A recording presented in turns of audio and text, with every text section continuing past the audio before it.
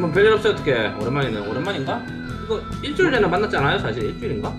정확히 일주일 전에 만나고 지금 딱 일주일 만에 보는 것 같습니다. 맞죠. 이제 좀 뭐 당신도 좀 일이 좀 나아져가지고 이제 주말에 한 네. 번씩 해서 방송 찍으려고 하는데. 저번 주 이 시간에 하고 제가 저기 그 방송을 올려야 되는데 아직 올리지는 못했고요. 그다음에 다시 또 이어서 방송을 찍고 있고 제가 뭐 오늘 중으로는 가급적이면 올리려고 생각을 하고 있습니다.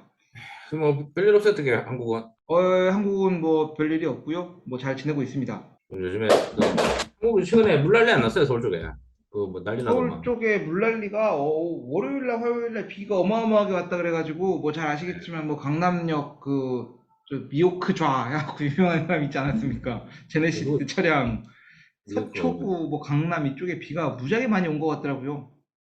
그 당신 쪽은 안 왔어요? 경기도 쪽은?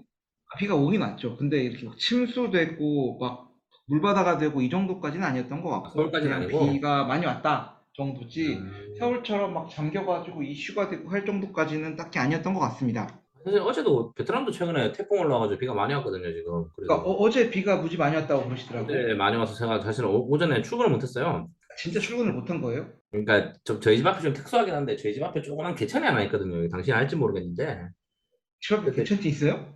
조그만 그 약간 똥물이 흐르는 개천이 하나 있어요. 약간 그 아, 뭐 네네네. 똥물 위에 이제 고가도로 오는데 고도가 그 콘크리트 덮어놓은 데인데 응. 그 콘크리트를 좀 덜 덮어놓은 데가 있어요. 보면은 근데 여기가 제 집이 그런 어떤 느낌인지 알겠네. 어떤 네, 데인지. 알죠. 응, 그 뭐 응, 안에 냄새 나고 한데 그 응, 위에를 덮어야 되는데 응, 그거를 안 덮었고 뭐 들리는 얘기가 저희 집 앞에가 도로가 들어온대요 여기 교육권 쪽에 그것 때문에 여기를 그냥 이제 아직까지 열어만 놓은 것 같아. 나중에 되면 이제 네. 여기 덮으면서 도로를 짓는다 뭐 이런 얘기가 있는데 앞에 큰 도로가 하여튼 뭐 그건 중요한 게 아니고 이제 그러다 보니까 비가 오면은 사실은 물이 많이 잠겨요. 저희 집 좀 저지된 것 같기도 한데 배수도 안 되는 데다가 네네. 앞에 그 이상한 강 같은 게 있으니까 그거만 넘어버리면 진짜 저기 1층 오토바이 주차장까지 물이 차거든요, 지금. 비 많이 오는 네네네. 날은. 그래서 이제 그러다 보니까 이제 그 어제도 이제 그 태풍이 올라온다까지는 알고 있었고, 제가 이제 퇴근을 하고, 어제 출근해야 되는데 사실 오전에 그 빗소리 때문에 잠을 깼어요, 5시 반 정도에. 그리고 나서는 이제 어떻게 해야 되나 하다가 이제 6시 반까지 기다렸는데 이제 물이 너무 많아가지고 출근을 못 하겠더라고요. 팀장님한테 말씀드리고. 오전은 반차를 썼는데 하여튼 그만큼 베트남에 비가 많이 왔습니다, 요즘에. 요즘 유독 많이 잠기는 것 같아, 베트남이. 비가 오면. 근데 그것도 그런데 되게 신기한 게 그냥 생각나는 게 그 한국하고 베트남이랑 날씨가 굉장히 일치하게 가는 것 같지 않아요? 좀 비슷한 경향이 있는 것 같아요, 보니까. 그러니까 특히 이제 뭐 이렇게 비 오는 거는 당연히 다를 때도 많이 있지만 뭐 기본적으로 그 추울 때와 더울 때 추울 때 한국이 진짜 춥다 그러면 베트남도 추운 거고 올해 한국이 춥다는 얘기가 돌던데? 올해 겨울 추울 거라고요? 그런 얘기가 돌더라고요, 베트남은 지금. 그래서. 올해 겨울이 추울지 안 추울지 어떻게 합니까? 그 겨울에 겨울이 와봐야 알지. 믿을 수 없는 얘기인데. 그거 지금 좀 걱정입니다. 지금 집을 이사를 가야 되나, 이거 지금. 자꾸 뭐 태풍 비슷한 것만 불면은 이것이 뭐 물난리가 이렇게 나니까. 지금 그것 때문에 조금 상황이 그렇습니다. 그래가지고 최근엔 그랬다. 라고 하는 거다. 거진 1년 지금 살지 않았습니까? 1년 딱 1년 됐어요, 지금 한지는. 그래서 지금. 살았으면 이제 저기 그 좋은 데로 가셔야죠. 방 4개짜리. 요즘에 근데 너무 비싸요 그게 집값이 음, 너무 많이 올라가지고 저기 네. 요즘에 뭐 그 임대를 주고 살 만한 집들은 집값이 많이 올랐어요. 그래서 물론 뭐 당신 집 쪽은 좀 모르겠는데 최근에 뭐 당신 집도 비슷할 거예요. 사실은 뭐 임대료는 내가 잘 모르겠지만 그뭐 미딘이나 중화 쪽 특히 미딘 쪽 같은 경우는 한인분들 요즘에 많이 들어와서 그런지 집값이 많이 올랐습니다. 그래가지고 음, 굳이 뭐 그렇게 비싼 돈까지 줘가면서 라고 하기에는 사실은 이게 그게 커요. 저희 와이프 사무실 쪽에 있다 보니까 이 근처에 그치, 집을 구해야 그치. 돼가지고 다시 생각하면 제가 쓰는 그 택시비나 뭐 비슷하거든요. 돈은 그 뭐 저기 집 음, 옮기는 돈이나 택시비 지금 월에 뭐 그 뭐 오토바이 뭐 왔다 갔다 해가지고 뭐 10만 원 15만 원씩 쓰는데 그 돈이면 좀 더 주면은 사실은 뭐 저 집 가까운 데 잡을 수 있는데 저희 뭐 와이프 때문에 잡은 거고 하여튼 음. 뭐 요즘에 그렇습니다. 요즘 그래서 차비가 너무 많이 든다. 그랩은 아니, 요즘 뭐 그나저나 요새 베트남에는 제가 떠난 지 1년, 아직 1년도 안 됐기 때문에 뭐 크게 있진 않겠지만 새로운 부동산 시장의 변화라던가 새로운 매물이나 새로운 프로젝트가 괜찮은 게 있거나 관심 가는 게 있으시거나 뭐 그런 게 있으십니까? 북부 쪽은 지금 없어요. 지금 사실은 뭐 특별한 거 올라오는 거 없고, 그 뭐 북부는 뭐 항상 말하자면 우리가 잘 아는 그 귀농 갤러리아 그런데 거기는 뭐 아직까지 뭐 어제 아직도 뭐 반응 없지 않습니까? 그 기미가 없어요. 거기는 어제도 저 와이프랑 지나가면서 이제 와이프가 얘기하더라고요. 이게 언제 짓냐라고 하니까 평생 알 수 없다. 최근에 개발은 이제 그 호치민 가보니까 딱 나오더라고. 그 뚜띠엠 쪽 그 어디냐 1군 2군 사이에 있지 않습니까 거기. 네네. 거기는 개발 엄청 많이 하는 것 같더라고요. 보니까 요즘에. 그냥, 그 약간 뭐 81층인가? 그 랜드마크 81층 그쵸, 거기 저기 2군 아닙니까, 2군? 2군, 1군, 2군 그 다리 넘어가는 데 있지 않습니까? 그거. 네네. 그렇게 해가지고 보면서 확실한 거는 아예 정부에서 밀면은 인프라를 많이 해준다라는 게 그쪽에 고가도로를 그게 얼마 전에 지었어요. 보니까 1군, 2군 넘어가는 네. 고개 있는 아파트 단지 짓기 시작하니까 그래서 제가 그 고가도로 오픈한 날 가봤거든요. 사실은 그 이제 딱 첫날 개통하는 날 그때 출장 중이라 가지고 음, 넘어가 봤는데 음, 그 다리를 그냥 지어주더라고 그런 식으로. 물론 뭐 그 계획이 음, 있어가지고 집을 지었는지 뭐가 우선인지 모르겠지만 그 뭐 누누 얘기했잖아요. 저기 우리도 호떡이 쪽에 그 개발을 한다고 하니까 베트남 정부에서 네. 그렇게 길 막히고 해도 고가 뚫고 도로 내주고 다 하는 것처럼 사실 여기도 그건 아직까지도 큰 것 같다. 물론 한국도 그렇겠지만 그 정부의 그 청사진과 플랜에 따라서 이게 참 많이 왔다 갔다 하는구나라는 생각이 들더라고요. 그래서 아마 앞으로도 핫하고 제일 핫하겠지만 그쪽이 제일 핫한 부동산 같아요. 제가 봤을 때는 그 저기 호떡이 건너편, 그러니까 아니 서울이 송강 인근으로.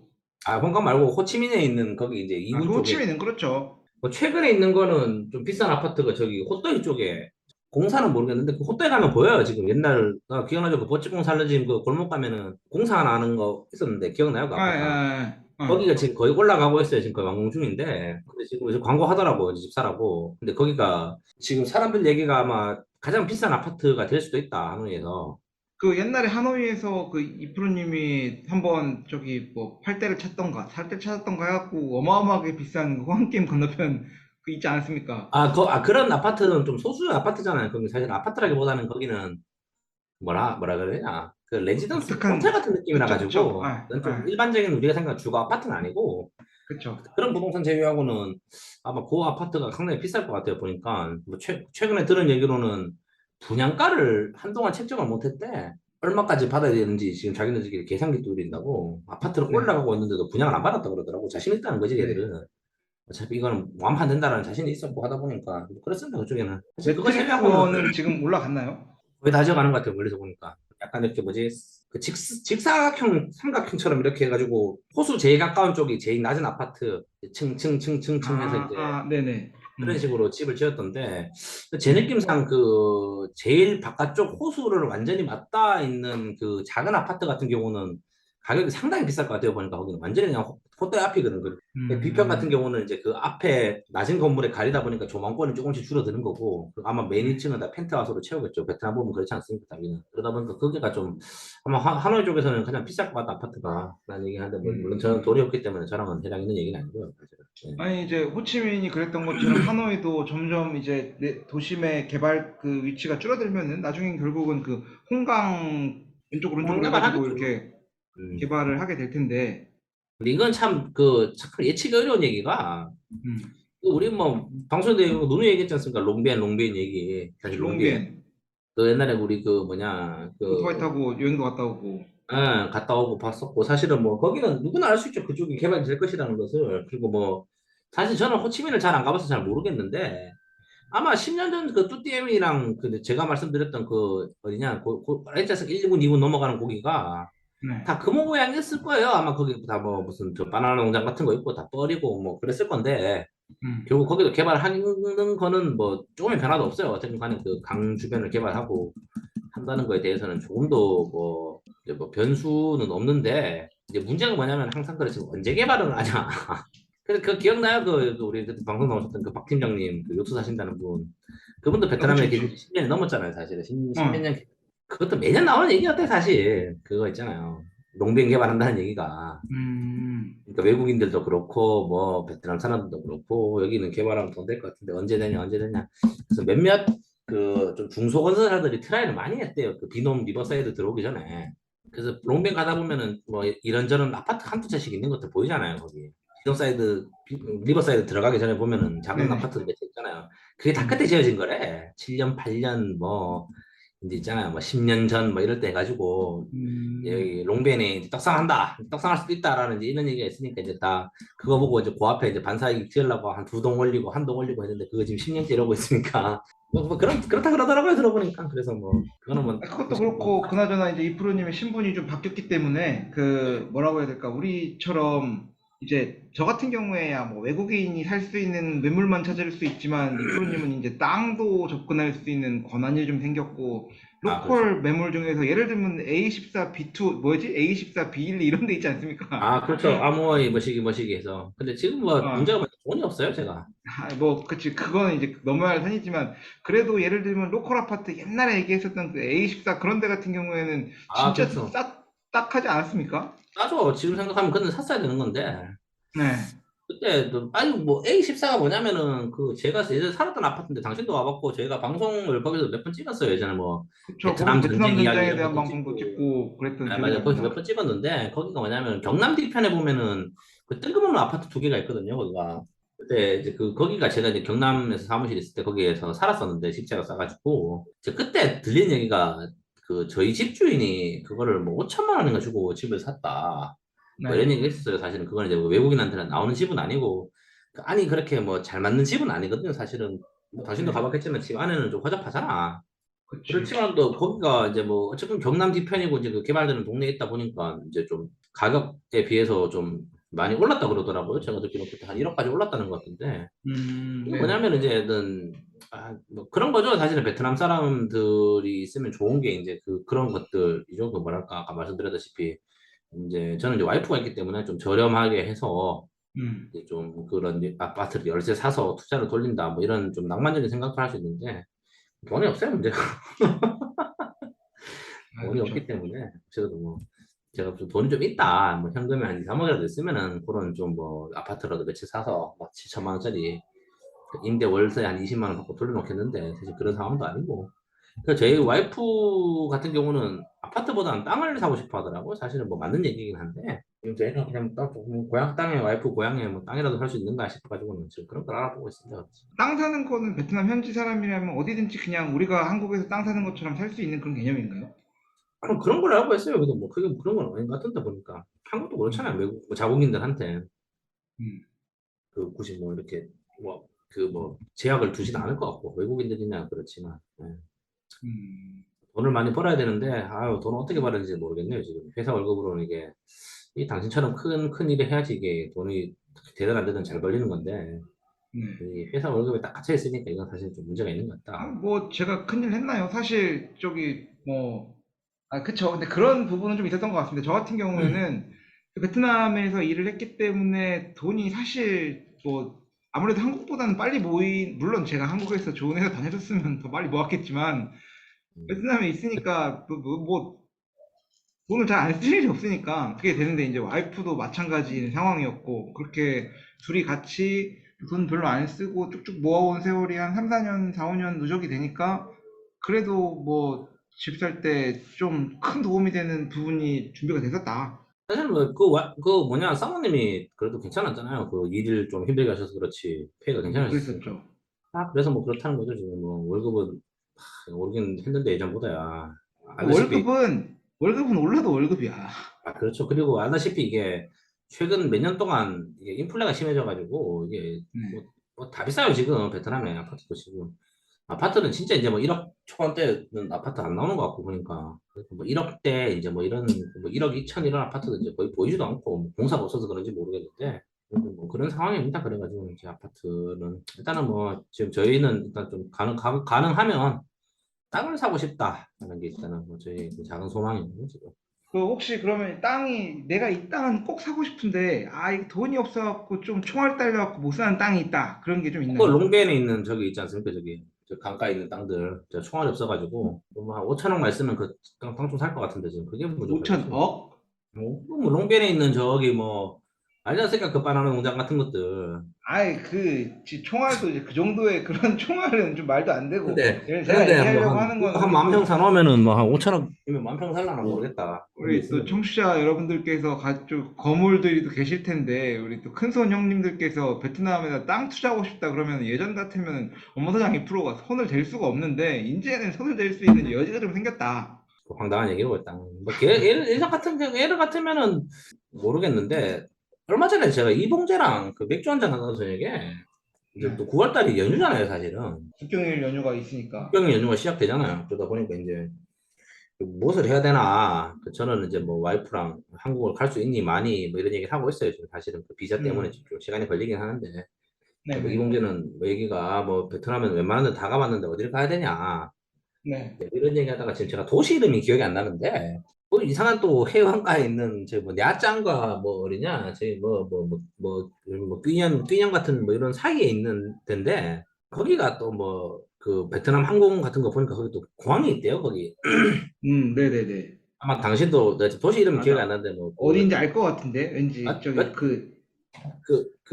그 뭔지 뭐 느낌 오잖아요 그런데 그 약간 네네네. 하고 느낌 옵니다. 아무것도 없는데 뭐 예전에 네. 그 끼년이 그랬고 한 것처럼 뭐 그런 데 네. 있잖아요. 그런 데를 좀 만약에 땅을 살 수 있으면은 좀 땅을 사보면 괜찮을 것 같아 그런 데를 아, 그러니까, 그 뭐, 잠재적으로 관광지로 어쨌거나, 될 수 있는 동네. 그치, 그치, 예. 그치. 그러니까 지금은 인프라가 없고 아무것도 없는데 그 공항만 뚫려 있는 음, 데들 있지 않습니까? 그 베트남에 보면 그쵸, 베트남이 그쵸. 사실은 남북이 이제 좀 나라가 길다 보니까 좀그 불필요한지 모르겠지만 노선이 많잖아요. 사실은 공항이. 네, 네. 그런 데를 좀 사면 좋지 않냐라는 제 생각이에요. 개인적으로 땅을 살 수 있으면. 아, 그거 좋은 생각이지. 사실은 뭐 요즘에 한국 분들은 모르겠는데 베트남 사람들은 뀌년을 많이 가잖아요. 요즘에 가봤어요, 당신. 뀌년이요? 아, 뀌년 아, 가봤죠. 좋습니까 그게? 뀌년은 저는 진짜 옛날에 가가지고, 옛날이라고 해봤자 뭐 5년, 6년 전인데, 뀌년 어, 2017년도에 갔다 온 것 같은데, 뭐 갔습니까 그거? 그때는 FLC만 있었고, 제가 뀌년에 뭐 여행 간 건 아니었고, 그 출장 지나가는 도시가 뀌년이었습니다. 해안가 아, 따라서 그러니까 쭉 가던 맞잖아요. 그런 길로. 식으로 해가지고. 근데 거기가 네. 보면은 없었잖아. 그 아무것도 없었고 FLC 하나 들어오고 나서 뭐 조금씩 뜨문뜨문 여행 가기 시작하더니 거기가 어느 정도 지금은 이제 뭐 휴양지 같이 돼버린 거잖아요. 지금도 부족하대요 아직까지가. 가본 사람 얘기가 물가가 많이 부족하지 싸대. 거기가. 어. 물가가 많이 싸대 지금 보니까. 네네. 아, 뀌년 이뻐요 근데? 그냥 특별할 건 없다고 봐요. 제가 볼 때 뀌년이랑 저희가 그 알고 있는 그 썸선, 그 타잉화 이런 데랑 큰 차이가 아, 없거든요.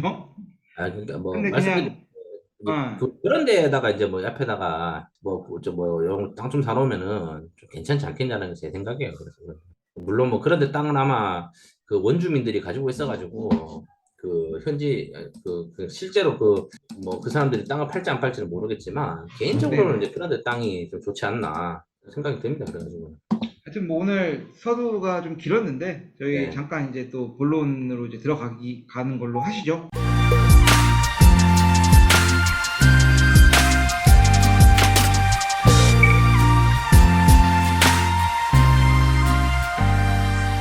네, 저희 본론으로 들어왔습니다. 오늘 저희가 준비한 주제는 이 얘기를 뭐 오며 가며 여러 번 한 것 같긴 한데 그래도 주제로 다룬 적은 없는 것 같아서 저희가 그 아세안 시장이라는 주제로 아세안이란 뭐 뭐를 뜻하는 거며 아세안은 도대체 어떤 특징들을 가지고 있는 나라인가 뭐 이런 내용들을 한번 가지고 살펴보려고 합니다. 그렇죠. 아세안 아세안에 대해 살펴보려고 하는데 아세안이 뭔가요, 이프로님? 그 동남아시아 국가연합이죠. 그뭐 약자까지 모르겠는데 예. 아세안이 Association of Southeast Asian Nations의 약자의 아세안이더라고. 근데 이거 참 뭐라 신기한 게 뭐라 해야 네, 되냐? 아 진짜 이거 약간 그 잘 끼워 맞췄다고 생각하는 게 네네, 아세안이라고 하니까 약간 나 처음에 내용 어릴 때는 모를 때 그 뭔가 네. 아시아 국가연합 같잖아 이게. 그치, 그럴 것 같잖아. 아시아가 이게 아시아가 아닌데 ASIA인데 이게 좀 보니까 아, 이게 이런 거 들었을 때는 이게 좀 잘 지은 것 같아요. 그래가지고 그러니까 이게 저도 이제 좀 뭐 특별히 뭐 이 아세안에 대해서 얘기할 기회가 있어가지고 좀 알아보다가 보니까 아세안이라고 하는 게 이제 1950년대 말에 그 유럽 공동체 유엔이 설립된 다음에 그 태국, 필리핀, 말레이시아 3개국이 먼저 ASA라는 걸 만들었대요. 음 1961년도에 동남아 연합인 거죠. 공산주의 Association 확대를 of 위해서 Southeast Asia라는 걸 만들어 가지고 먼저 이 공산주의 확대를 저지하기 위한 목적이 처음에 있었다고 하고요. 네, 그렇게 하다가 이제 막 시간이 쭉쭉쭉쭉쭉 흘러가지고 1990년대에 냉전이 종식되고 국제 정세가 변화하면서 저희가 이제 그 동남아 지역주의 블록화 현상들이 일어나는데 아시아 땅이 가만히 있을 수는 없다. 이런 내용들이 되면서 뭐 베트남 나도 조인할래, 미얀마 나도 조인할래, 캄보디아 나도 조인할래 해서 총 지금 현재의 10개 국가, 말레이, 필리핀, 싱가포르, 인도네시아, 태국, 브루나이, 베트남, 라오스, 미얀마, 캄보디아 총 10개국의 아세안이 완성이 되었다고 합니다. 이프로님 그 아세안 국가들 중에서 어디 가보셨나요? 말레이시아, 태국 가봤죠. 말레이, 태국, 베트남은 살고 계시고, 그렇죠. 다른 데 가본 데 있어요 혹시 당연히? 저는 거기 가보신 데는 가본 인도네시아 것 가봤겠다. 같고, 필리핀 가봤고, 인도네시아, 싱가포르까지 가본 것 같습니다. 필리핀 가봤어요? 필리핀은 되게 어릴 때 가봤습니다. 어릴 때. 20살, 21살 때. 위험하지 않습니까? 교회에서 뭐 이런 기회가 있어서 가봤고, 브루나이. 브루나이를 한번 가보고 싶네. 개인적으로 내 농담 삼아가지고 와이프한테 얘기한 게 그 브루나이를 신혼여행 가볼까? 이게 아무도 간 아, 근데 사람이 없을까 좋은 싶은데. 생각인 것 같아. 아니, 브루나이는 한번 갔다 오면은 평생 썰감이 될 것 같습니다. 제가 생각할 땐.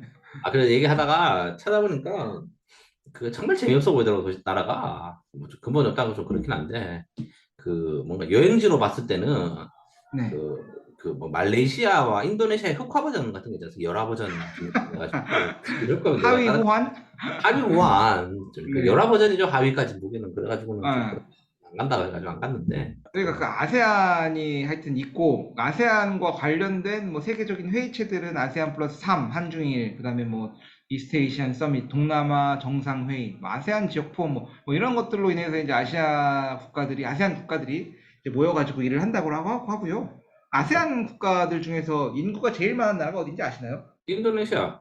저 인도네시아가 인구가 2억 7천만 명으로 압도적으로 제일 많은 나라이고 가장 적은 나라. 그럼 브루나이겠죠. 아니 싱가포르. 브루나이가 적습니다. 싱가포르는 오, 500만 명이 싱가포르 적어요? 넘고 그래? 브루나이는 40만 명, 40만 명. 40만 명이라고? 아니, 브루나이 인구 40만 명. 아, 생각도 못했네. 나는 싱가포르 더 작다 생각했는데 싱가포르. 아니, 뭔가 싱가포르는 항상 우리 그 관념 속에 도시국가, 도시국가, 도시국가라는 개념이 있어가지고 뭐 작을 것 그렇죠. 같은 느낌인데 음. 실제로는 브루나이가 사이즈가 훨씬 큰데 인구는 훨씬 적은 규모이더라고요. 야, 경기도에 절반밖에 안 돼요, 브루나이가? 아, 되게, 브루나이가 굉장히 작은 나라입니다. 브루나이. 어, 되게 크다 생각했는데. 네, 브루나이는 금방 둘러볼 수 있을 것 같아요. 만약 놀러 가시면. 아니, 근데 그나저나, 이 프로님 아직 신혼여행을 안 가신 거죠? 공식적으로. 아니요, 아니요. 저는 갔다 왔어요. 저기 어디냐. 저기, 다낭, 근데 나중에 아까 전에 신혼여행으로 브루나이 갈까 하는 건 결혼하기 전에 그런 얘기 했다는 건가요? 결혼하기 전에 하다가 그냥 외국 여행 가지 말자 해서 그냥 와이프랑 해서 음. 있었죠. 그 다른 나라들은 뭐 언젠가 한 번씩은 충분히 가볼 만한 나라인데, 이제 브루나이는 나 죽었다 깨나도 갈 일이 없겠다 싶은 생각이 아, 진짜 거긴 들어가지고. 갈 일 거의 없을 것 같아. 브루나이 가면은 그 밥도 찾아보니까 약간 무슨 인도네시아 밥에 말레이시아 밥 섞어 놓은 느낌 나고 있잖아요. 딱 봐도 그냥. 네네. 뭐 네. 여행지라고 했는데 여기가 무슨 뭐 사원 같은 거 있고 한데 사원도 다른 네. 국가 더 좋을 것 같고 뭐 하여튼 그런 음. 느낌입니다. 그래가지고 저는 언제 기회 되면 한번 가보고 싶긴 해. 근데 언제 기회 되면. 기회는 이 브루나이 갈 수 있는 기회는 되지 않아요. 그거 억지로 만들어야지. 그러니까 이거 보통 일은 아닐 것 같은데 뭐 그래서 그런 상황이 그래서 못 가긴 했는데 예.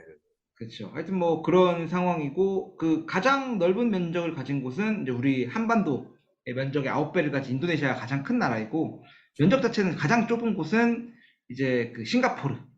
싱가포르겠죠. 여기는 진짜 말 그대로 도시. 싱가포르는 딱 그 서울 사이즈 정도밖에 안 되는 곳이라고 하고요. 아세안 국가 중에서 그러면은 제일로 1인당 GDP가 높은 곳은 어디냐? 싱가포르죠. 그렇죠. 싱가포르가 뭐 제일 높은 곳이고 저는 뭐 그다음에 그냥 그럼 가장 돈을 못 버는 나라는 어디냐? 그러면은 미얀마. 연망했죠. 미얀마가 돈을 제일 못 버는 곳이라고 합니다. 야, GDP 뭐 6만 불이야? 싱가포르? 뭐 그렇다고 합니다. 네. 그렇게 높아요? 근데 이 GDP라는 게 이게 실제적으로 다가오는 수치인가? 우리가 1년에 6만 불 정도는 연봉 6만 불 된다는 건가? 이것도 뭐 나누는 게 있더라고. 그 뭐 실질 GDP니 뭐니 해가지고 있잖아요. 그치, 그 영복 GDP니 뭐 이런 거 어, 있잖아. 그러니까 PPP니 그런 게 뭐 이런 있어가지고 거. 뭐 제가 그 공식까지 잘 모르겠는데 뭐 그런 게 있는 것 네. 같더라고. 보니까. 네네네. 이제 그런 식으로 계산을 해야 돼. 하여튼 그렇게 해서 이 어쨌건 1인당 GDP는 뭐 개인 1인당으로 나눈 거니까 그럼 교역핵 그 무역을 어디가 가장 많이 하냐라고 하는 걸 보면은 싱가포르가 사이즈는 또 제일 작은 축인데 그래도 제일 큽니다. 7천억 불을 연간 이제 음. 거래를 하고 있고 뭐 가장 이제 적은 곳은 브루나이 그다음에 뭐 캄보디아 뭐 이렇게 순위 되는 것 같고요. 아세안에는 이렇게 우리 10개국이 있다라는 얘기를 먼저 드릴 수가 있을 것 같고 그러면 이 아세안이 요새 이제 뜨고 있잖아요. 그렇죠. 아세안이 이렇게 그 뜰만한 곳인가? 뭐 저번 우리가 당신이 안 올린 방송에서 얘기한 것 같은데 아직까지는 뜰만하죠. 사실은 세계는 공장이 네. 필요하다라는 게 우리 모두의 얘기니까. 근데 내가 궁금한 게 우리가 그 블록 권역을 나눌 때 뭐 북미, 남미, 유럽, 그 다음에 아세안도 이제 그런 우리가 범위에 속할 수 있는 건가? 그런 건가? 뭐 그렇죠 않아요? 뭐 굳이 뭐 이걸 안 한국은 한중일이라는 블록이 있는 거예요? 무소속인가? 한국은 뭐지? 한국은 모르겠네요. 또. 예. 그러니까 이게 그 북미나 남미 이런 거는 지역으로 속하는 것 같거든. 제가 생각할 때는 북아메리카, 남아메리카, 유럽은 유럽, 아프리카는 아프리카 뭔가 명확한데 중동도 뭔가 좀 명확한 느낌이 있는 것 같은데 아세안은 뭔가 이게 그 아세안까지 오케이. 그럼 한국은 뭐냐 이런 생각이 제가 좀 들어가지고 한국은 극동으로 묶이잖아요. 그러니까 파리스트 해가지고 그 그럼 뭐냐 일본, 중국, 한국은 한국. 극동 아닙니까? 그 러시아까지 해가지고 근데 그렇다고 하더라도 한중일이 세 개 국가가 뭔가 그 연합해가지고 만들어 놓은 그런 경제 공동체가 있지는 않은 상황이잖아요. 아, 그, 뭐, 역사적으로, 뭐, 이 머리 음. 아픈 거 아닙니까? 이 세계 국가들이 다이 정상인 상에서 아니니까, 네네. 경제 공동체를 만들기는 그렇지 않고, 뭐, 그런, 여하튼간 이 아세안이라는 거는 경제 공동체로 이렇게 묶여 있는 곳이라고 볼 수가 있을 것 같아요. 동남아가. 그래 동남아가 지금 여러분 잘 아시겠지만 이제 중국이 너무 조금 힘을 키우고 말을 안 그렇죠. 들으면서 중국으로 투자했던 기업들이 많이 지금 아시아 국가, 아세안 국가들로 지금 몰리고 있다라는 그거는 뭐, 걸 볼 넘어갈 수가 있을 것 수밖에 없는 같고. 게, 사실은 뭐, 중국을 의도적으로 밀어줬죠, 미국에서. 그 네. 뭐냐, 어쨌든 간에 그 장기적인 플랜을 봤을 때는, 전 방송에 말씀을 드렸는데, 그 뭐냐, 세계에는 공장이 필요해요. 미국의 달러 패권과 패권을 가지려면은, 누군가는 물건을 만들어줘야 하는 그런 국가가 필요하고, 이제 그러다 네. 보니까 이제, 그 중국이라는 국가를 의도적으로 많이 밀어줬죠, 미국이 사실은. 그때 어제 저번 방송에서 말씀드린 것 같은데, 소련을 견제하기 위한 목적으로 중국을 많이 밀어줬고, 그렇기 음. 때문에 천안문 때 사람을 그렇게 죽여도 서방 국가에서 말을 안 했다잖아, 중국에 대해서. 네. 생각해봐요. 뭐 예를 들면 여기 뭐 앙골라 이런 데서 그 국가에서 탱크를 밀어넣어가지고 사람을 죽인 거야. 네. 그 막 시위한다고. 그랬으면 그 서방 국가에서 가만히 있었겠습니까? 그거 가지고 목소리 내고 성명 내고 했을 거 아니에요, 사실은. 네. 중국이 그런 행동을 보였어도 서방 국가에서는 물론 뭐 반대 시위도 있고 여러 가지 얘기가 있었지만도 생각 이상으로 크게 언급을 하지 않은 이유가 뭐냐면은 이제 그런 이유가 있었다 그러더라고. 중국이란 국가를 조금 더 키워줘야 되고 이제 음. 누군가는 여기서 전 세계 사람들에서 싸게 물건을 만들어줘야 되기 때문에 이제 네. 의도적으로 묵과를 했다라고 하고 뭐 음. 등소평이 그 천안문 땡크 밀어넣을 때도 그걸 다 염두에 두고 했다는 얘기도 있더라고요 보니까. 어쨌든 간에 이제 뭐 말씀드리는 게 이제 중국의 포지션을 대신할 국가가 필요는 한데 음. 이제 그게 어디냐라고 하면은 뭐 한국은 하겠어요. 뭐 저기 일본은 하겠어요. 아프리카는 좀 먼 것 같고 보통 이제 언급되는 것들은 이제 인도 아니면은 이제 뭐 이제 아세안 있는 국가들인데 네. 근데 이거는 뭐 인도 같은 경우는 뭐 제 개인적인 생각으로는 조금 이르지 않나 친구들이 그 파워가 있다는 걸 본인 스스로 자각하고 있기 때문에 음. 얘들은 제2의 중국이 될 가능성이 너무나도 높지 않냐라고 하기 때문에 그 아세안 쪽 국가들을 좀 더 주목하는 게 아닌가라는 생각도 좀 듭니다. 제 개인적인 생각이지만. 네. 근데 뭐 최근 이제 어쨌건 인건비나 우리 생산 요소들에 대한 가격이 중요하잖아요. 근데 그게 그렇죠. 비싸지니까 옮기는 건데 이제 중국이 보면은 베트남이나 필리핀의 2배, 인도네시아보다는 한 1.5배 정도 인건비가 제조업 인건비가 이렇게 올라갔다고 해요. 그리고 이제 생산 요소라고 하면 뭐 토지, 용수, 전기 이런 건데 그런 것도 원래는 2010년 전만 해도 한국보다 저렴하던 중국이 지금은 한국을 훨씬 뛰어넘는 이런 생산 요소들에 대한 가격 인상이 있다 보니까 중국에다가 뭐 기존에 투자한 데는 그래도 인건비를 뭐 다른 데 놓는 것보다는 싸니까 그냥 일단 유지하고 있는 부분들이 있겠지만 장기적으로 봤을 때는 거기에 계속 쓸 수 없다는 생각을 하시면은 옮길 수밖에 없는 상황이다. 볼 수밖에 없을 것 같습니다. 인건비도 인건비인데 사실은 뭐 중국 정부에서 좀 비협조적으로 나오는 게 제일 크지 않나 싶어요. 개인적으로는. 네. 왜냐하면은 뭐 당신 참뭐 알수도 모르겠는데 최근에는 중국에서 사업 잡고 오시는 분들 얘기 들어보니까 음. 좀 이제 좀 중국도 과도기잖아요. 사실 인건비도 인건비인데 얘들이 이제 네. 선진국으로 나아가야 되냐 아니면 영원히까지 저기 이제 다른 미국 애들 공장 해줘야 되냐 이제 딱 단계 있는 단계다 보니까 얘들도 음. 이제 그런 규제들 많이 건데요. 예를 들면 제가 최근에 들은 얘기 같은 경우는 그 저희 아시는 분이 예전에 박스 공장을 했었는데 음. 박스는 이제 중국에서 못 만든다더라고 외국인들은 아, 그래요? 못 만드는 이유가 타당한 얘기래. 지독하게도 뭐냐면은 이제 뭐 박스 만들고 하면 주위에 막 도색하고 페인트 칠하고 하면 막 그 유독 물질 나오잖아요, 사실은. 네.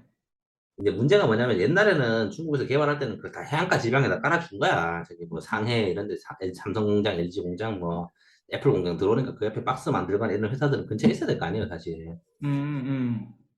근데 이제 중국이 이제 선진국의 대열에 나가려고 하다 보니 그런 게 다 규제라는 거지, 이제. 이제 그 옛날처럼 우리가 방송에서 얘기했잖아요. 그 탱크 밀어 넣어가지고 뭐 할래 말래 해가지고 밀어 넣는 그런지 더 이상 그게 안 된다는 거지 중국도. 예를 들면 그치, 환경 이제는 그건 규제, 쉽지 않겠다. 환경 규제라든지 이제 이런 게 있으면은 그 공장을 이제 다른 데로 옮겨야 되는 거야. 그리고 이제 중국 네. 정부에서도 외국인이 하는 공장 같은 경우들 이제 그런 거 다 이제 뭐 환경 규제니 뭐니 해가지고 법만 들어가지고 때려버리는 거고. 네. 그러다 보니까 뭐 인건비인데 그런 이제 정부의 스탠스라든지 그런 기조 자체가 좀 바뀐 게 더 크지 않냐라고 저는 생각을 합니다, 개인적으로. 예. 그렇죠. 뭐 미중 통상 분쟁, 중국 리스크 등을 피해서 어쨌건 세계에 있는 글로벌 기업들은 중국을 빠지려고 하고 있는 상태에서 아세안 국가들은 그러면 빠지려고 하는 거 있으면 주워 먹으려고 지금 이제 인센티브들을 막 주면서 일로 와, 일로 그렇죠. 와라, 일로 와라 뭐 이렇게 하는 거 있는 상황인 거죠.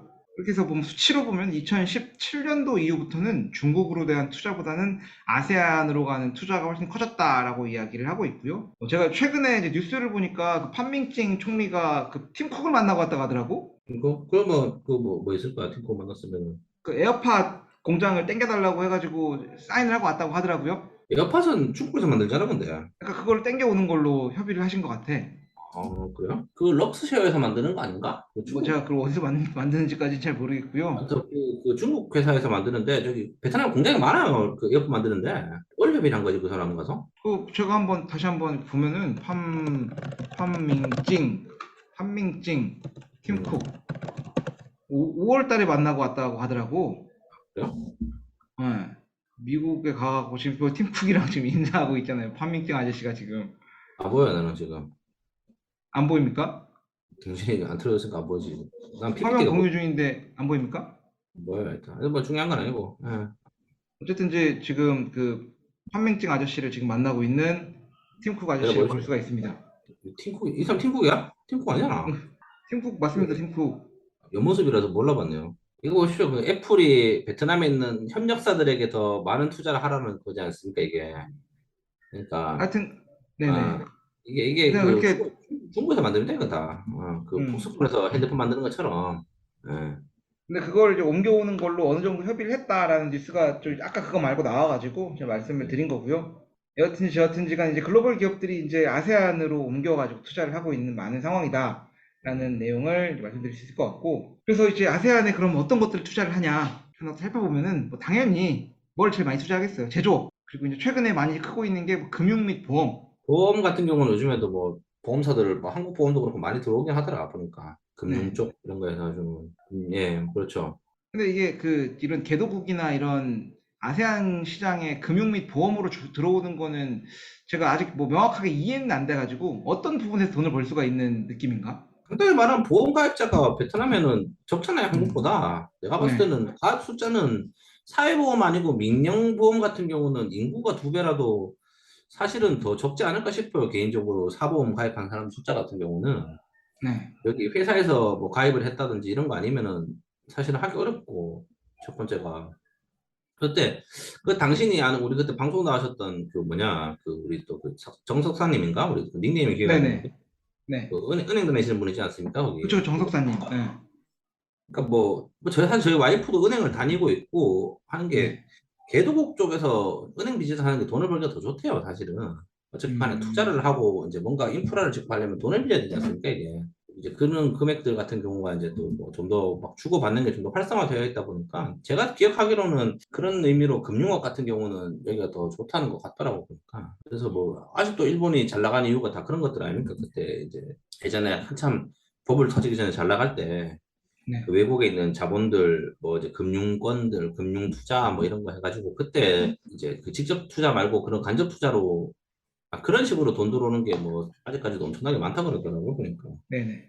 근데 그런 뭐 의미로. 그런 그 제조업이 투자가 많다는 사실은 그냥 숨 쉬면 느낄 수 있는 부분이고 베트남에 있으면서 그냥 금융업이 많은 투자를 하고 있다는 거는 우리가 일상적으로 쓰는 은행이 신한은행이고 우리은행이고 뭐 이런 부분에서 느낄 수 있는 건 좀 큰 것 같고요.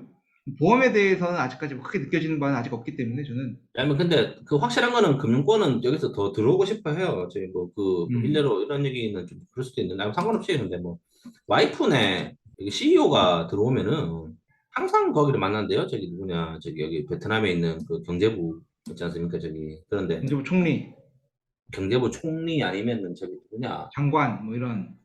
베트남으로 치면 무슨 은행입니까? 뭐 한국으로 치면 한국은행 이런데 총리 같은 총재부터 이런 베트남 사람들은 중앙은행장 뭐 이런 거죠. 중앙은행장 뭐 이런 사람들 그렇죠. 만나는데 그 음, 목적이 뭐냐면은 여기 투자를 더 하고 싶어 한대요.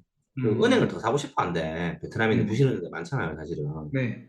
그 돈을 주고 사가지고 이제 여기서를 더 일을 벌이고 싶다라는 거야, 베트남 내에서. 와이프네 CEO는 일본 사람입니까? 일본 사람으로 알고 있어요. 제가 알기로는 일본을 다니니까. 음, 뭐 베트남도 그렇고 보니까 한국도 그렇고 지금 뭐 은행을 더 사고 싶어 한다 그러던 것 같더라고. 근데 그 네네. 베트남 정부에서 허가를 안 해준답니다. 그거는 근데 지금은 네. 또 이런 얘기 왜 하고 있는지 모르겠지만, 네, 하여튼 그렇습니다.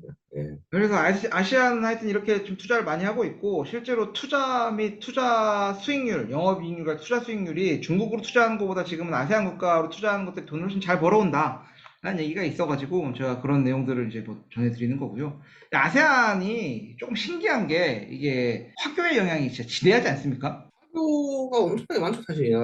이 지역 같은 경우는. 네. 그렇죠. 베트남이 되게 독특하게 화교의 영향력이 좀 없는 나라여서 그렇지, 특히 뭐 인도네시아, 필리핀, 태국, 말레이시아 이 4개국 정도는 화교의 영향력이 그렇게 어마어마하다라고 얘기를 하고 있고요. 보통 뭐 주요 탑 10 뭐 기업들의 10개를 다 장악했네, 뭐 70%를 장악했네, 그렇게 얘기를 하고 있고, 화교의 비율은 국가별로 조금씩 다른데, 뭐 태국은 한 10% 된다 그러고, 인도네시아는 한 2, 3% 된다 그러고, 베트남의 화교가 얼마나 있는지 압니까? 모르겠습니다. 제가 재밌는 걸 발견했는데 베트남에 54개의 소수민족이 있는데 예. 응어의 호아라는 화족이 있답니다. 아, 화교들인가, 걔들이? 그게 화교래요, 화교. 음. 그 인구가 한 80만 명 내외 정도 하니까 베트남 인구의 뭐 1%좀 미만 되는 거라고 볼 수가 있는 거죠. 학교는 그 중국어를 해도 나가서는 중국말 안 쓴다던데, 이 사람들. 모른 척하고. 안 네. 쓰겠지. 와, 그 아, 중국말 쓰면 괜히 욕먹을 텐데. 그러니까. 뭐, 한국가 80만이면 적긴 적네요, 사실. 아, 근데 그거는 이제 그 우리 소수민족으로서 화교인 거고 실제로 우리가 음. 모르는 그 짱깨들 섞여 있을 수 있지 않습니까? 왜냐면은 이거가 베트남 영향력이 적은 게, 이건 물론 뭐 네. 공산권 영향의 공산국가였기 때문에 뭐 그렇지도, 그렇기도 하겠지만, 네. 그 뭐냐, 다른 동남아시아들 국가들 보면은 그 유수의 기업들은 보면 다 화교와 연관이 있잖아요. 굳이 화교가 아니더라도 이 그쵸. 어, 사람들이. 예. 예를 들면은 뭐 필리핀에서 그 잘 나가는 뭡니까 뭐 SM 이런 데도 보면 다 그 뿌리 찾아가면 다 중국 자본들이고 중국에서 하는 사람들이고 뭐 그쵸. 1, 2등 하는 기업들을 보면은 대부분 다 국영기업 아니면은 화교가 연관이 있는 기업들이 많은데 사실 베트남은 네. 뭐 그런 건 없으니까 그런 거 보면 참 예, 화교 영향이 적긴 한 그, 거. 저도 베트남의 화교 영향이 왜 적냐라는 거에 대해서 그냥 기존에 생각했을 때는, 아, 이 베트남 사람들이 기본적으로 이 중국 사람을 싫어하는 게 진짜 어마어마하니까 여기서 그냥 못 살고 나갔지 않았나 단순한 생각만 하다가 찾아보다 보니까 이게 맞는 썰인지 구체적으로 어떤지는 모르겠지만, 전쟁 때문에 그런 거 그 아니야? 화교, 전쟁 때문에 그런 거 아니야? 뭐 아, 그런 것도 있겠지만 1970년대 그 음. 베트남 전쟁 끝나고 나서 베트남이 음. 화폐 개혁을 한번 크게 하면서 화교들이 이제 저기 도망갈 수밖에 없는 상황을 만들었다고 하더라고요. 그 그래서 예전에 그랬잖아요. 그 얘기를 박통도 예전에 그런 얘기 음, 있었잖아. 그 뭐냐 우리 박통도 음, 뭐냐 그 화교 돈 그 끌어내려고 네네. 화폐 개혁해가지고 뭐 그때 막 이제 그러니까 막 그 우리나라도 그렇게 해서 화교 자본들을 굉장히 축소시켰고 베트남도 마찬가지라고 하더라고요. 그렇게 해서 그 실제로 저기 8, 90년대, 7, 80년대 그땐가요? 보트피플이 도망간 게? 전쟁 끝났으면 70년대 이후부터 그랬구나. 그쵸. 70년대. 그러니까 그때 도망간 보트피플들이 대부분이 이제 화교가 굉장히 많았다.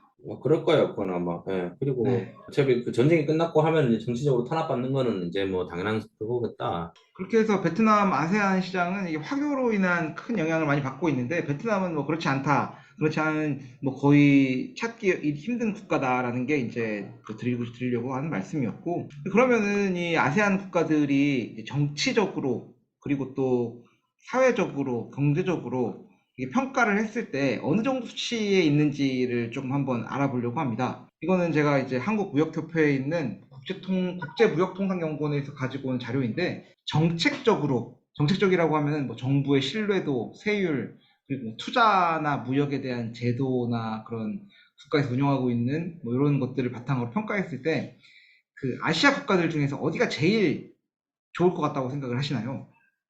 정책은 말레이시아가 높네, 의외로. 그 그쵸. 말레이시아가 이 똑같은 건데 계속. 네네. 지금 저희가 얘기하고 있는 이 평가는 뭐 아세안 10개국이 다 들어가 있는 건 아니고요. 이렇게 좀 그 사기꾼인 싱가포르는 제외를 했고 말레이, 베트남, 인도네시아, 태국, 필리핀 5개국을 대상으로 저희가 지금 조사한 결과를 말씀드리는데 이거는 내가 생각할 때도 이 중에서는 말레이시아가 제일 좋지 않을까? 싱가포르가 빠져 있으니까. 정부 정책, 투자 및 무역 제도. 이게 무슨 네. 얘기야, 투자 및 무역 제도라는 게. 보면 이제 투자 협약 건수나 뭐 음, 관세율, 그러니까 투자할 때 이런 제도적인 측면에서 잘 완비되어 있는 게 어디냐라는 거죠. 그런 거는 아무래도 뭐그 중에서 선진국이고 GDP도 제일 높고 한 말레이시아가 아무래도 제일 높지 않을까 하는 생각을 해보는데 실제로도 이제 그렇게 이제 우리나라에서 평가한 수치로는 평가를 했고 그 다음으로는 인도네시아, 그 다음 태국, 그 다음 베트남, 그 다음 꼴등이 필리핀 순서대로 정책적인 측면에서의 비즈니스 환경은 이 아세안 국가 중 어디가 낫다라는 평가를 해놓은 자료가 있는 거를 보실 수가 있을 것 같습니다. 그러면은 이제 사회적인 측면에서 살펴보면은 사회적인 측면에서는 어디가 제일 그 비즈니스하기 좋은 나라이고 나쁜 나라일 것 같으신가요? 말레이, 사회적인 측면은 인적 자본이라는 측면, 뭐 생산 가능 인구, 고등학교 진학률에 대한 내용, 그리고 뭐 창업 환경은 말 그대로 이 스타트업을 하기 좋은 환경이라는 거고, 인프라가 어디가 좋은가도 좀 평가를 해본 것 같아요. 도시, 도로 인프라, 인터넷, 뭐 이런 것들을 평가했을 때 제일 좋은 나라, 어, 제일 좋은 나라라고 하면은 뭐 말레이시아나 태국이 제일 좋은 나라라고 하는 것 같고, 필리핀이 음, 역시 제일 좋지 않은 나라로 평가를 받고 있는 것 같습니다. 그래서 저희가 지금 평가를 지금 경책적인, 사회적인 측면으로 받고, 우리가 투자하는 개념으로 봤을 때는 경제적인 게 제일 중요하니까, 경제적인 측면에서를 살펴본다면은, 뭐 시장 매력도, 시장 안정도, 생산 효율성 등을 가지고 살펴봤을 때, 이건 제가 진행하고 시즌이 그런 얘기긴 넘어가겠습니다. 한군요. 생산 네. 효율성. 베트남이 일단은 제일 투자하기, 돈을 뽑아먹긴 좋은 나라인 것 같다. 그리고 그렇죠. 2위로는 인도네시아가 제일 좋은 것 같다라는 평가를 이제 한 것 같고요. 필리핀은 어딜 가나 꼴등이네. 필리핀은 그 예를 들면 필리핀에서 지금 잘 나가는 기업들 많이 들어오고 있어요. 이제 주로 뭐 반도체 관련 회사들 필리핀에 있었는데 네. 지금 여기 뭐 베트남도 지금 공사 크게 짓고 있거든요. 여기 보니까. 필리핀 기업 베트남 투자하는 건가요? 아니 한국 사람인데 미국에 상장돼서 미국 회사 뭐 암코인가 거기에 있어요. 그 네. 필리핀에서 사업을 했고 필리핀 쪽 반도체 관련 업체인데 지금 거기 방문 쪽에 공장 짓고 있거든요. 지금. 네네. 뭐 하여튼 그 뭐 투자를 많이 한다 그러더라고요. 필리핀에서. 네, 필리핀에서 있다가 지금 베트남 쪽으로 넘어와가지고 다시 일을 하겠다라고 해서 먹기 좋죠 베트남이.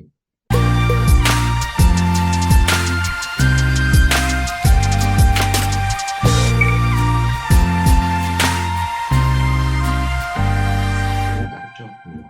이렇게 해서 뭐 이런 그냥 이건 객관적인 평가를 조금 본 거고 저희가 이제 오늘 마지막으로 그냥 아세안 10개 국가가 있다라고 얘기를 했으니까 그 10개 국가들이 각각 그 지금까지 얘기했던 거는 객관적인 측면이라고 하면은 좀 주관적으로 아 근데 우리가 이거 우리 네. 방송 찍어서 했던 얘기가 틀리지 않네. 그쵸. 예. 기억납니까? 그때 우리 많이 쉬고 국가 그쵸, 그쵸, 내부 발표 그쵸. 보니까 야 이거 공부 쪽만 하면 이렇게 해안이 생기는데 좀 공부를 안 해가지고 사람이 멍청해지고 있는데 제가 그때 이 장표는 제가 만든 건데 그 이프로님하고 그때 준비했었던 그 내용들을 가지고 제가 한번 파악을 하고 다시 또 조사를 해보니까 실제 이런 결과가 나오더라고요.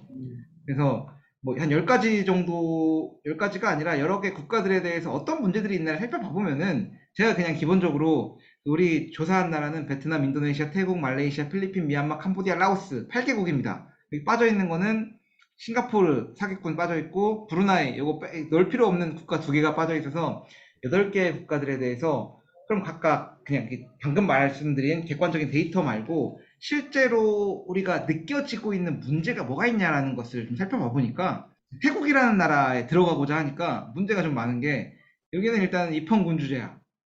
입헌군주제가 문제는 아니지. 근데 그거 민족 알죠? 갈등, 종교 갈등, 군부 쿠데타 뭐 모든 것들을 다 가지고 있더라고. 쿠데타 같은 경우는 조금 특수하잖아요. 근데 얘들은 네. 어차피 왕이 다 힘을 가지고 있고 나 쿠데타를 그것도 일으키고 신기해. 전복을 안 시킬 거야. 애들은 절대 왕을 전복시키진 않아요. 이 나라 사람들이. 아니 그렇대요. 쿠데타를 뭐 일으켜도 왕이 승인을 하지 않으면은 그 쿠데타는 승인이 그 인정받지 승인되는 쿠데타 못한다고 아니에요. 하더라고. 이게 맞아 절대 아닙니다. 어. 쿠데타 같은 경우는 왕은 신격화되어 있는 존재이고 전적으로 그렇습니다.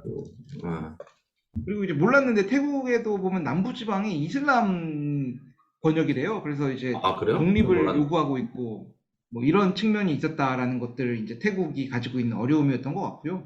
그럼 말레이시아의 갈등 요인들을 찾아보면 어떤 것들이 있냐라고 봤을 때 말레이시아의 갈등은 사실 전 찾아본 거지만 이 프로님 좀 더 자세히 알고 있었던 것 같아서 설명 좀 해주실 수 있나요? 간단히 말씀드리면은 말레이시아는 당신도 가봤잖아요. 저희 방송에서 저번에 한 네. 말씀드렸는데. 그리고 난 말레이시아에 가서 그런 인종차별이나 이런 인종 갈등을 느끼지는 그래요? 못했어요, 저는. 왜냐면 저도 인종차별이라는 걸 제가 본 적은 없죠. 말레이시아 사람이 아니니까. 사실 네. 그때 뭐 일리가 그 말레이시아 쿠알라룸푸르 가시면은 당신도 가봤겠지만 그 가봤습니다. 마찬가지 네. 엄청나게 많잖아요. 엄청난 빌딩들이 많고 그쵸, 그쵸. 사실은. 예. 근데 거기서 조금만 이제 좀 뒤편으로 가보니까 사실 제가 네. 묵는 호텔이 예전에 그래가지고 제가 그 슬럼가에 묵었다는 게 아니고 네. 그 맥주 한잔 먹고 걷다 보니까 이제 좀 그 인도 사람들 사는 동네를 가봤거든. 아, 그 얘기했어요 당신한테 그 물을 진짜 그 지게로 들고 와서 물을 팔더라 거기 한 사람들한테는 그 얘기 안 사람들은 했습니다. 네. 그 어디 정도면은 우리 편의점에서 생수를 사 먹잖아. 그치. 그 우리 베트남에 있는 그 라비 물병 있잖아요. 그 꼽아가지고 쓰는 거 정수기에 네. 그거를 무슨 등짐 같은 거를 지고 다니면서 막 사람 부르니까 사람들이 물통을 들고 내려오더라고. 그 물을 사 먹어요 사람들이. 그러니까 물을 생수 살 돈 없어가지고 내가 봤을 때는 그런 식으로 정수기 물을 누가 들고 다니면서 사러 먹는 것 같아 사람들이. 그러니까 말씀드린 게 뭐냐면 그 약간 인도 신부 사람들이 좀 하층민들이 많은 것 같아요. 그 나라 보니까 그 마천루에 있는 그 뒤편 조금만 넘어가니까 슬럼가 같은 게 근데 보이고. 저도 그 쿠알라룸푸르 뒤쪽으로 넘어가가지고 그게 가난한 동네까지 가보긴 했습니다. 근데 거기가 예. 이제, 아마 가본 데가 비슷한 것 같아요. 그랬는데 네. 뭐냐면은 그런데 절대 중국계 이런 사람들이 없고 아 인도계도 아니야. 그뭐 원주민 같아 사람들이 약간 뭐 근데 있잖아 요새는 말레이 파키스탄이나 이쪽 계열도 그런 많다고 느낌 들었던 것 나는 사람들이 같은데. 모여 산단 아, 말이에요. 베트남도 그렇긴 하지만 뭐 음, 빈부격차 잘 있고 한국도 있잖아요. 사실은 근데 강남이라고 다 그쵸. 잘 사는 건 아니잖아. 그지도 살고 솔직히 부자들이 그치, 많을 뿐이지. 그치. 네. 근데 제가 갔을 때 인도네 말레이시아를 보고 딱 느낀 게 뭐냐면 야 이거 이렇게 뭔가 그 있잖아요 그 도시에 이렇게 벽이 있구나 보이지 않는 그래서 이제 이제 방송 준비하면 찾아보다 보니까 이제 그 인도계 말레이계 이제 그 뭐냐 인도계 그 이제 기존에 있는 중국계 화교계 이렇게 해서 그쵸. 그 사람들끼리 이제 권력을 잡아야 되는데 주로 이제 돈을 가지고 있고 이제 그 갈등을 부리는 사람들은 이제 힘이 있는 사람들은 중국계고 그 밑에 그치, 제가 그치. 알기로는 이제 인도계 이제 뭐 말레이계 이렇게 있다 보니까 그런 것들이 그쵸. 아마 나라 발전을 저해하는 큰 요소가 아닌가라는 뭐 생각이 듭니다. 한국 같은 경우에는 한민족이라고 하고 베트남은 뭐 소수민족이 54개나 있다고 하지만 뭐 메인은 베트남 끼인족이 잡고 있는 거고 그리고 뭐 다른 그렇죠. 소수민족들도 뭐 다 비슷비슷하잖아요. 근데 여기는 진짜 완전 다른 말레이계, 중국계, 인도계 이렇게 나눠져 있다고 하고 예, 정치권 쪽은 말레이계가 잡고 있는 거고 그렇죠. 자본은 중국계가 잡고 있는 국기가 잡고 거고 있고 그러다 보니까 거기 뭐 좀 이제 마지막을 깔아주는 게 이제 인도계나 이런 부분들이 이제 깔아주는 역할을 하고 있는 것 같은데 이건 완전 구성 성분이 완전 다르잖아요. 그러니까 이거를 그래서 얼마나 잘 믹스해서 잘 쓸 수 있겠냐는 사실 아직까지도 의문 드는 거예요. 사실 이거를 한국가로 봐야 되나? 국가는 뭐 국적이 여건이 나오면 한국가로 보긴 봐야겠지만 그래서 이제 맞죠? 말레이시아에는 그 전 세계적으로 뭐 유일무이하다라고도 얘기하는데 요 근래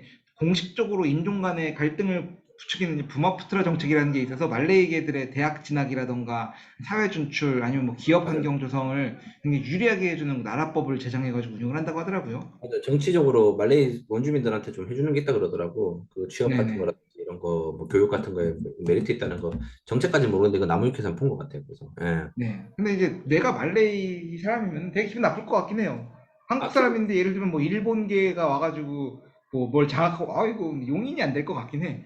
그건 별로 좋지 않은 얘기예요, 사실. 그러다 아, 보니까 그거를 뭐 얼마나 해주겠냐라는 거지, 사실은. 정부 정책이라는 게 뭐 방송에서 말씀 많이 네. 드렸지만 독재가 나쁘지만 그래도 초창기에는 괜찮은 게 사실은 한 방향으로 나갈 수 있잖아요. 그게 망하면은 크게 그쵸. 망하는 거고 뭐 잘 되면 크게 터지는 거지만 근데 이런 식으로 그 정치랑 실제랑 경제가 분리되어 있는 국가들 같은 경우는 해줄 수밖에 없죠. 뭘 하나를 짓는 거에 대해서도 사실은 얼마나 많은 중간에 이제 의사소통과 문제가 생길까라고 생각하는. 네. 그것도 말씀드린 말레이시아는 잘 살아요. 가보니까 인도 자 그때 굳이 뭐 눈치 볼 필요 있겠어요, 사실. 말레이시아도 쿠알라룸푸르가 잘 사는 거지 이제 그 이외에 다른 도시 아는 거 이름이라도 있습니까? 페낭 뭐 이런 거 있잖아요. 말라카 있는 페낭, 뭐 랑카위 뭐 이런 뭐 랑카위가 맞는지 아 모르겠는데. 몰랐어야지 어떻게 그걸 잘 알고 있으니까 난 말레이시아는 쿠알라룸푸르밖에 말씀드렸듯이 모르겠으니까. 페낭은 유명했어요. 그거 그 같은 저는 페낭까지 페낭은 가본 적이 관광지 없어요. 그런 느낌 아닙니까? 어디? 부산. 페낭. 페낭이 옛날부터 유명한 도시였잖아요. 여기가 그 뭐냐 네네. 그 그 뭐냐 그 말라카 해협이라고 이제 그 저기 그렇죠. 중동 말라카예요. 넘어가기 전 거기 그쵸. 예. 거기에 있는 데가 페낭이잖아요. 제가 가보진 않았는데 아, 그렇구나. 그 여기는 싱가포르랑 있는 여기는 옛날부터 그 해안가. 유명해가지고 예, 예, 거기는 이제 그 여기 이제 해안 여기 지나가는 데라 가지고 뭐 워낙 네네. 유명한 도시 그냥 뭐 전통적으로 유명한 동네이기 때문에 여기는 네. 예, 그렇다는 거. 필리핀 얘기가 나오네요. 필리핀은 뭐 말할 것도 없죠. 이거 뭐 쉽지 않다. 필리핀 최근에 대통령이 바뀌셨다고 해요? 두테르테에서 내려왔다 그러더라고. 근데 뭐 두테르테 그렇죠. 딸이 또 뭐 총리라고 필리핀도 그거 알아요? 여기도 신분사회인가?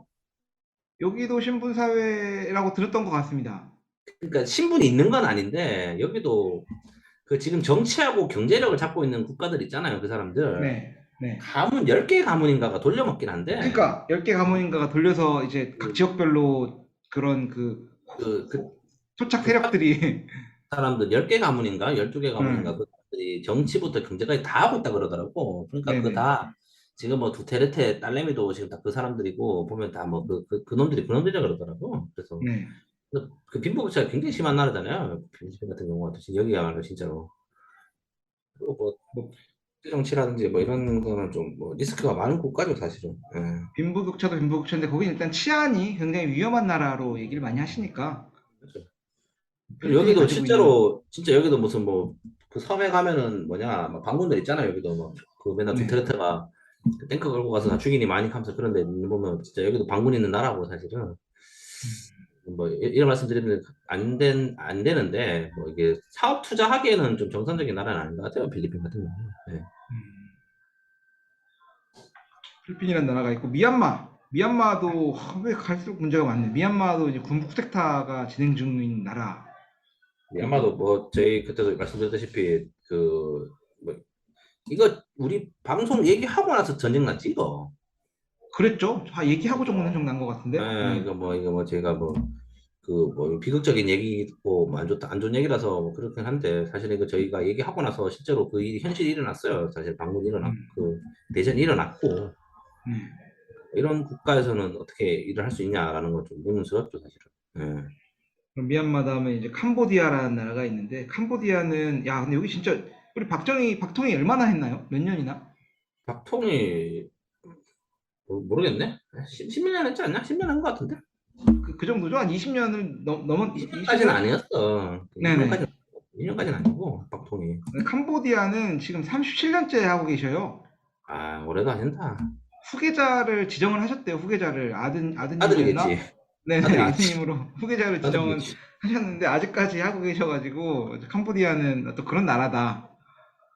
개인적으로 뭐 그렇게 뭐 모르겠다. 그렇죠. 네. 뭐, 아, 근데 캄보디아는 그래도 안정적인 나라긴 한가 봐. 여행도 많이 가고 캄보디아에 한번 가보고 싶은데 뭐 시아누크빌이라든가 아니면 뭐 어디 앙코라 거기 이런 데 놀러 가보고 앙코라트 싶은 온툴 데가 좀 아닙니까? 있습니다. 앙코라트 네. 온툴 그리고 온툴이라고. 캄보디아 그다음에 저희가 라오스라는 나라는 이제 그냥 그것도 뭐 한국 여기는 없어요. 라오스는 네. 되게 약간 그 아시아의 뉴질랜드 같은 느낌인 것 같아요. 그냥 느낌이 좀 뭐라 해야 되지? 좀 외딴 느낌 나잖아요. 되게 그냥. 뭔가 그 천혜의 자연 환경을 가지고 있고 그렇다고 해서 뭐 네. 문제가 있진 않아. 굉장히 안정적이고 평화로운 나라처럼 보여지고 단지 이게 뭐냐? 이제 그 라오스가 관광지가 가진 가장 큰 문제는 바닷가가 한, 없다. 한국 없어요. 그래서 여기가 아, 뭐 가보고 그런 싶다. 문제들이 있다라고 했고 저희가 그래서 뭐 아시아 국가 중에서 가장 큰 뭐 맹주로 꼽으라고 하면은 베트남하고 인도네시아 얘기하니까 아직 그 얘기 안 했는데 인도네시아 같은 경우에는 뭐 여기도 이제 무슬림 국가다 보니까 무슬림 국가는 항상 문제가 좀 있나 봐. 뭐 모르겠어요. 그 무슨 문제가 있는 사람이 무슬림이 되는 건 아닐 건데 좀 그 네. 무슬림 분들이 좀 많다 보니 아, 내가 그 상대적으로는 그렇지 않나 개인적으로 이런 것도 너무 좀 종교 차별 발언 같아 가지고 좀 그렇긴 한데 아니 근데 물론 뭐 이렇게 치면은 뭐 기독교나 가톨릭이나 옛날에 사고를 많이 쳐가지고 아니면 좀 이게 사고 덜 친다고 봐야 되는지 모르겠지만 네, 그런 경향이 있죠 사실은 현대 사회 21세기를 바라봤을 때 좀 네. 그 우리가 보는 무슬림 분들에 대한 인식 자체를 좀 이게 쉽게 벗어날 수는 없는 것 같아 개인적으로. 아니 그냥 뜬금없는 얘기인데 이제 찾아봐야 되는데 인도네시아가 수도를 옮기려고 한다고 하는데 그거 뭐 들어보셨나요? 그 지금 지구 온난화 영향 때문에 지금 난리 나잖아요 지금 그 동네가. 네네.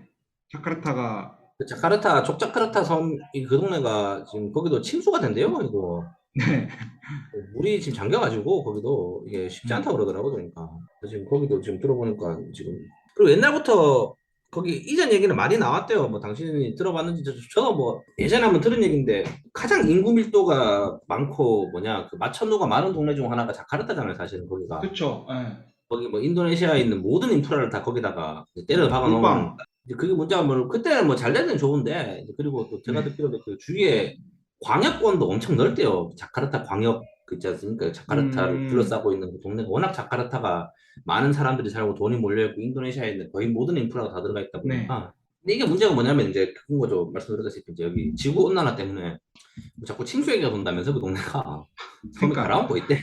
네네. 그래서 그거는 뭐 지금 이거 예전에 제가 나무위키 찾아보다 보니까 그 인도네시아 정부에서도 그걸 좀 트라이를 많이 했다 그러더라고. 그 계속 네. 그 행정 수도 이전이니 뭐 있지 않습니까? 뭐 음, 해가지고는 계속 그 이제 집중 현상을 막기 위해서 이제 그런 이제 좀 정책을 많이 펼쳤는데 거기다 이제 네. 가라앉기 시작하니까 이제 뭐 이걸 좀 뭐 이전한다는 얘기를 한다 그러더라고요. 예.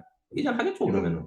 뭐 인도네시아는 뭐 이런 종교 갈등이라든가 수도가 침수될 수 있는 위기가 있다거나 뭐 이런 문제들이 있고 뭐 나라 크게 봤을 때는 너무 크고 섬도 워낙 많다 보니까 이 관리하기가 너무 어려운 거야. 편차가 너무 크고 뭐 그런 그러니까 우리 그 양프로 얘기가 물류비가 많이 든다구만 진짜로 거기는.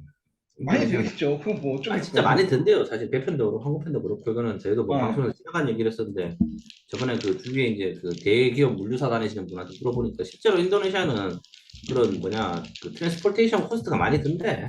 그래서 저희가 지금 아세안 한 8개국을 각각 가지고 있는 그런 갈등 요인과 문제 요인들을 살펴봤고요. 그리고 우리가 베트남 방송이니까 베트남이 가지고 있는 뭐 내부적인 갈등이나 문제 요인들을 조금 살펴보려고 해서 저는 개인적으로 베트남에 오래 있어서 베트남 방송을 하고 있으니까 베트남 편인지 모르겠지만 갈등 요인을 찾아보면은 베트남에 대해서 갈등을 찾아보면 컴플 찾아보면은 미중 갈등하고 중배 갈등 이런 것만 나오고 내부적으로 가지고 있는 그런 베트남 내부의 갈등 요인이 이 프로님이 느끼시는 다른 게 있나요? 정부죠 정부. 정부가 갈등 요인인가? 뭐 폭탄적인 폭탄 요소가 좀 있다라는 게 생각 드는 게 뭐냐 요즘에 그 얘기했어요 내가 방송에서 저번에 요새 빈그룹이 안 좋은 일이 되게 많이 들리거든 뭐 베트남에서. 그 얘기는 이제 이 프로님 지난번에 얘기해 주셨던 것 예, 같고, 네. 그 뭐 베트남 사람들끼리는 그런 얘기 되게 많이 하는데 지금 이번에 전 정권의 가장 큰 수혜사, 가장 큰 대만데 음, 빈그룹을 이제 조진이 많이 이런 얘기를 한다는 거야. 네. 근데 이게 뭐 아니 뭐 조질지 안 조질지 모르겠어요. 사실은 내가 지금 정답 모르겠는데 역설적으로 네. 말해서 삼성이 그 옛날에 뭐 문정부 때 아니면은 뭐 지금 현 정부 때 로비하고 돈을 낸다고 해서 다음 정부가 네. 삼성 목을 딸 생각은 안 하잖아. 사실은 뭐 세무적 정도는 하겠지. 가가지고 총수들 있지 그치. 않습니까? 저기 한 경제사범이라고 한 6개월 쉬다 오라고 정도 하더라도 음. 사실 기업의 근간을 흔들 만큼 뭐 이런 그런 액션과 제스처는 없을 거란 말이에요, 사실. 근데 이 우리 공산당 형님들은 힘이 좋아서 그런가? 아니, 그 요즘 그런 생각이 이거 진짜 이거 빈그룹 진짜 이거 그 회장 일가들 진짜 속대밭을 만들 수 있는 게 아닌가? 근데 그게 지금 그냥 들리는 썰로 있는 거지 언론사에 보도되거나 해서 뭐 빈그룹이 어떤 뭐 그런 모럴 해저가 있었다 이런 게 있는 건 아니죠. 그 애플씨를 왜 날라간 줄 알아요? 베트남 사람들한테 얘기한 게? 우리 애플씨 몰라요. 방송 얘기 많이 했잖아. 아 그거는 이제 그게 그건 뉴스에 나왔고 뭐 회장 잡혀가고 한 그 얘기들은 나왔으니까. 예. 이유가 뭔지 알아요? 정확하게 지금 베트남 뭐 사람들한테 도는 얘기들이 그 이유 모르겠어요. 프로파간다를 어떻게 하는 줄 알아요? 그 사람들이 지금 정부에서 그 FLC가 리조트를 많이 지었잖아. 네. 리조트를 리조트를 그리고 상식적으로 생각하면은 군부대 끼고 있는 데가 물이 맑거든. 보통 민간인도 출입이 안 되잖아요. 그 동네가. 네. FLC가 옛날에 군이랑 관계가 좀 있어가지고 그런 식으로 그 이제 군부대 옛날에 있던 데 자리 이런 데를 조성해가지고 리조트를 많이 지었대요. FLC가 근처 이렇게 뭐 인허가 받아가지고 이제 그 네. 군이랑 해가지고 뭐가 있었겠죠 커넥션이. FLC 회장 잡아놓을 때 베트남 사람들이 이제 와이프 얘기가 뉴스라든지 이런 얘기하는 게 야, 그 FLC 회장이 중국에다가 군사기밀 팔았다는 식으로 얘기를 했대. 그렇게까지 심하게 때린 음, 이유가 지금. 그러니까 예를 들면 이 사람이 뭐 단순히 뭐 탈세 조금 했다 뭐 이런 그런 얘기 하는 게 아니고 그렇게 이제 그 군부대랑 이제 그 해가지고 이제 그 동네 리조트 개발하고 하면서 거기서 나온 정보를 뭐 중국에 팔아넘겼다 이제 이런 식으로 해가지고는 이제 그 조사를 빡세게 때렸다 그러는 거예요 지금 보니까. 그러니까 이게 공산당 정권이니까 이런 얘기를 할 수 있는 거야. 사실은 얼마나 웃겨. 예를 들면 지금 뭐 예를 들면 지금 우리 뭐 그리고 우리 윤 정권이 해가지고 삼성 불러다 놓고 야, 네 옛날에 문정부 때 야, 좋지 않냐 재용아 이러면서 해가지고 뭐 보통 뭐 그런 식으로 얘기를 하지. 갑자기 이재용 씨가 저기 북한에다가 군사기밀 팔았으니까 당신 좀 조사받자 들어오세요라고 하지 않는단 말이야. 그러니까 이게 뭐냐면 이게 좀 이게 대부분의 보통 민주주의 국가는 최소한 선이라는 게 있잖아요. 이 사람을 때리고 잡아넣기 네. 위해서라도. 그리고 그 선을 넘지 않은 선에서는 최소한 뭐 용인할 정도 문제를 삼는 거지. 예를 들면 말을 사줬다 정도로 이제 보통 그거잖아요. 사실은 우리 아, 그러니까 말을 말을 사줬다. 사준 거지. 네네. 이게 김정은이한테 백마 사줬다고 하진 않거든. 음. 그렇죠. 그냥 보통 저 정유라 씨한테 말을 사준 정도로 마무리하는 거지. 이제 네. 김정은이한테 백마를 사줬다까지는 안 하는데 이제 이게 뭐냐 네. 이 공산당 정부들은 좀 그런 리스크가 있는 것 같아요. 요즘 보니까 약간 좀 그런 생각이 많이 들어. 왜냐면 사실 보면 뭐 마윈 때려놓고 잡을 거라고 누가 생각했겠어요, 사실. 아, 그치. 마음이 마윈 때려놓고 팔다리 잡을 거는. 잘려가지고 네. 이거 저기 저 아저씨 저래 될지 누가 알았겠어. 그러니까. 그쵸. 근데 이게 참 그건 같아. 그게 그 공산당의 그 정부 정책에 따라서 비호를 받아 큰 기업들은 음. 이제 요 사람들이 좀 이제 정부에서 밀어주지 않거나 좀 이제 약점을 잡기 시작하면은 좀 급속도로 무너져 내리는데 네. 뭐 이런 게 제일 큰 것 같아요. 제 느낌상으로는 베트남에서 지금 가장 큰 문제가 있다라는 거는 이제 정부가 아닌가 싶어 개인적으로. 과연 그쵸. 뭐 얼마나 그 이제 지금 이게 사람들한테 호의적으로 해줄 수 있냐. 이건 뭐 저번 방송에서도 말씀드렸다시피 그런 거지 않습니까? 이게 잘해줄 땐 네. 잘해주지만 좀 이제 수가 틀리면은 이제 과연 어떤 스탠스를 취할까? 생각보다 이 나라 사람들의 정부들이 가지고 있는 힘은 우리가 생각보다 훨씬 크다. 라는 게 제가 봤을 때 제일 큰 것 같아요. 이게. 무슨 얘기를 하고 있는지 모르겠지만 뭐 그런 그러니까 상황입니다. 이렇게 아세안 국가들이 왜, 뭐 흐름이 굉장히 이상하긴 한데, 아세안의 개념을 좀 알아봤고, 그 중국에서 아세안에 어떻게 투자해서 지금 넘어오고 있는지에 대한 분위기, 그리고 아세안 국가들이 어떤 식으로 정책적으로, 경제적으로, 환경적으로 평가받고 있는지에 대한 내용, 각 국가들이 가지고 있는 뭐 갈등 사항들과, 그리고 끝으로 이제 베트남이 가지고 있는 내부적인 갈등의 잠재적인 위험성들까지 한번 알아보는 시간을 한번 가져봤습니다. 하여튼 오늘 굉장히 바람직하고 흐름 없는 시간? 이상한 방송. 근데 네, 뭐 이상한 방송을 한번 가져봤는데, 어쨌든 뭐 제가 생각하는 가장 좋은 우리 굿모닝 밴드의 매력이 이런 게 아닐까. 뭡니까? 맥, 맥락이 왜요? 없지만 그래도 듣다 보면은 뭐 심심하진 않을 것 같은. 그러니까 그 정도로 하는 걸로 하고 네네. 이거 말자. 오늘 긴 시간 또 우리 방송 청취해주신 여러분들께 감사드리면서 오늘 방송 여기서 마무리하도록 하겠습니다. 저도 점심을 안 먹어가지고 밥을 먹으러 네네. 가야겠습니다. 알겠습니다.